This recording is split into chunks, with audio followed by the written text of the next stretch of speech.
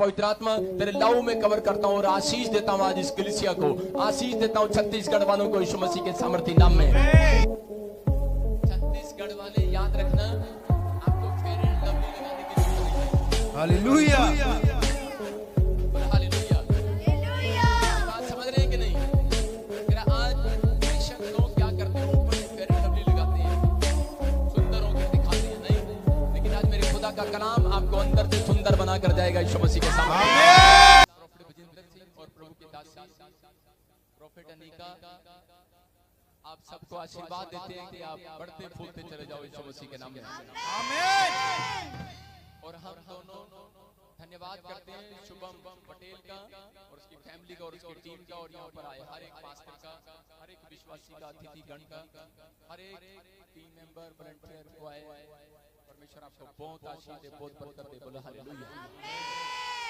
और यहाँ पर हर एक पुलिस प्रशासन का, साहब का, हर व्यक्ति का, एमएलए साहब का, सबका धन्यवाद करते हैं क्योंकि उन्होंने प्रभु यीशु मसीह के कामों में हाथ बढ़ाया। परमेश्वर उनको 100 गुना बरकत दे यीशु मसीह के नाम में। आमीन। आप सबको यहाँ पर इकट्ठा देखकर मुझे अच्छा लग रहा है, लेकिन एक बात बता रहा हूँ, शैतान को अच्छा नहीं लगता। अभी जब मैं उधर 15 किलोमीटर में था तो बारिश आ रही थी बड़ी तेज, लेकिन पवित्र आत्मा ने कहा डोंट वरी, तू स्टेज पर जा, बारिश नहीं आएगी। हालेलुया, बोलो हालेलुया। ये छोटी मोटी किरमिर है, चिंता नहीं करनी। बोलो हालेलुया। परमेश्वर आपके साथ है, साथ है कि नहीं? यस। ये आशीष की बूंदें, और परमेश्वर आपकी जिंदगी में बड़े बड़े काम करने के लिए जा रहा है यीशु मसीह का नाम। बोलो हालेलुया। आप तैयार है कि नहीं? आज तैयारी करनी पड़ती है। अगर आप तैयार हैं तो आज जल्दी से परमेश्वर के कलाम को सुनने के लिए तैयार हो जाओ। तैयार है? आपकी जिंदगियों में आशीष कौन लेकर आने वाला है? कोई मनुष्य नहीं लेकर आने वाला, खुदा का कलाम लेकर आने वाला है। पवित्र आत्मा तेरे लहू में कवर करता हूँ और आशीष देता हूँ आज इस कलीसिया को, आशीष देता हूँ छत्तीसगढ़ वालों को यीशु मसीह के सामर्थी नाम में। मेरे प्रभु ये बढ़ते फूलते चले जाए, इनके तंबू चौड़े हो यीशु मसीह के सामर्थी नाम में, इनके घर चौड़े हो, इनके बिजनेस चौड़े हो यीशु मसीह के सामर्थी नाम में। जो प्रोफेटिक वर्ड्स को रिसीव करे, जो चीख रहा और चिल्ला रहा है, वो चौड़ा हो रहा है इस हफ्ते में यीशु मसीह के सामर्थी नाम में। मेरे प्रभु मैं विश्वास करता हूँ और दंडवत करता हूँ कि उससे हाथ मिलाओ, अपने पड़ोसी से हाथ मिलाओ और उसको बोलो कि आज आप बहुत सुंदर लग रहे हो। छत्तीसगढ़ वाले याद रखना, आपको फेयर एंड लवली लगाने की जरूरत नहीं है। हालेलुया, बोलो हालेलुया। मेरी बात समझ रहे हैं कि नहीं? तेरा आज बेशक लोग क्या करते हैं, ऊपर से फेयर एंड लवली लगाते हैं, सुंदर होकर दिखाते हैं, नहीं, लेकिन आज मेरे खुदा का कलाम नॉर्मल सी बात है। जो लोग नहीं जानते वो ऐसी ही बात करेंगे। हमारे परमेश्वर ने हमें शिक्षा दी है कि हमें शांत रहना है, किसी भी हालत में, किसी भी मुश्किलों में हमें अपना क्रोध जाहिर नहीं करना है, क्योंकि जब हम क्रोध कर देंगे तो हमारे साथ बहुत कुछ बुरा हो सकता है। परमेश्वर ने हमें शांति का परमेश्वर दिया है, क्योंकि हम लोग जब प्रार्थना सभाएं लगाते हैं, जब प्रार्थनाओं में जाते हैं, वहां पे हमें गुप्तों में जाके प्रार्थना करनी पड़ रही है। उसका मुख्य कारण क्या है, इस पे हमें गौर करना है। और क्यों ऐसा हो रहा है? क्योंकि हमारा परमेश्वर कोई ऐसा परमेश्वर नहीं है जिसे हम बोलने में शर्माएं। हमारा परमेश्वर ऐसा परमेश्वर नहीं है कि उसके कोई दाग है जिसे हम छुपा रहे हैं। हमारा परमेश्वर कोई ऐसा नहीं है जो कुछ अनर्थ कर कर रखा हुआ है कि हम उस वजह से आज गुप्त स्थानों में जाके प्रार्थना करते हैं। हमें प्रार्थना करनी है, हम दिल खोल के सबके लिए प्रार्थना कर सकते हैं। जब हम इस चीज को अपने अंदर डाल देंगे कि अपने पड़ोसी को बताते हुए हमें झिझक ना हो, हमें कोई खौफ ना हो। जब हम बंद कमरे में किसी चीज को करते हैं तो लोगों की शंका जाहिर होती है। हमें परमेश्वर की बातों को सुनना तो है, परंतु उसे बयां करना भी आना चाहिए। हमें क्लियर बताना आना चाहिए कि हम क्या करते हैं, कैसे करते हैं और क्यों करते हैं। हम किसके आदेश से करते हैं और किसके लिए करते हैं और इससे हमारा क्या फायदा है।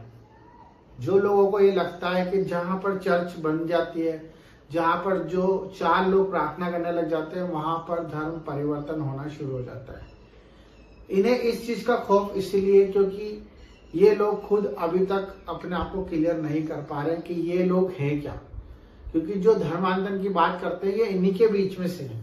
मैं आपको आज मैं बताता हूँ इसका मुख्य जड़ क्या होता है कि जब हम चर्चेस में प्रार्थना करते हैं वो अधकच्चे ज्ञान लेके हमारे पास से चले जाते हैं, और जो लोग परमेश्वर को नहीं जानते वो जाके बाहर ये बता देते हैं कि हमें ये बोला गया कि हमें मूर्ति पूजा नहीं करनी है, हमें किसी के आगे दंडवत नहीं करना है, हमें इससे बात नहीं करनी है, हमें बुराई में नहीं जाना है।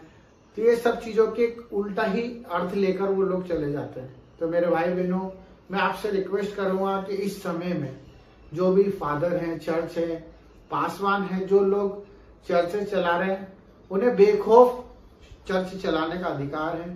सरकार भी उन्हें रोक नहीं सकती, किसी भी तरह का उन्हें कोई प्रकोप उनके ऊपर कोई असर नहीं कर सकता, और वो ये खुद भी जानते हैं कि इस चीज का कोई असर नहीं होगा।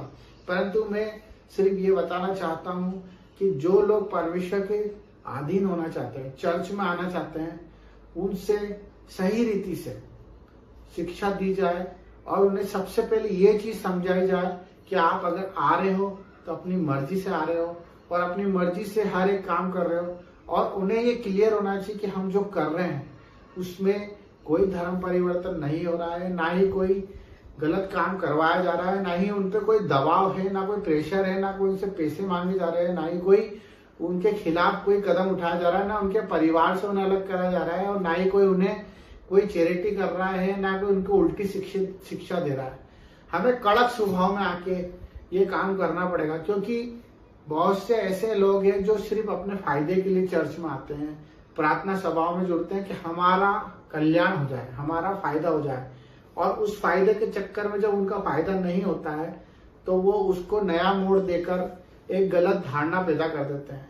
मेरे बहुत से ऐसे प्रतिनिधि हैं, बहुत से ऐसे लोग हैं जिनको मैंने देखा है, मैं भी उनको बताया हूँ प्रभु के बारे में, और वो लोग चर्च गए भी सही है और उसके बाद उन्होंने उसको नई व्याख्या दी है कि वहां पर ऐसा ऐसा होता है, वहां पर वैसा वैसा, क्योंकि उनको पता ही नहीं है, क्योंकि उन लोगों ने परमेश्वर का स्वाद नहीं चखा है।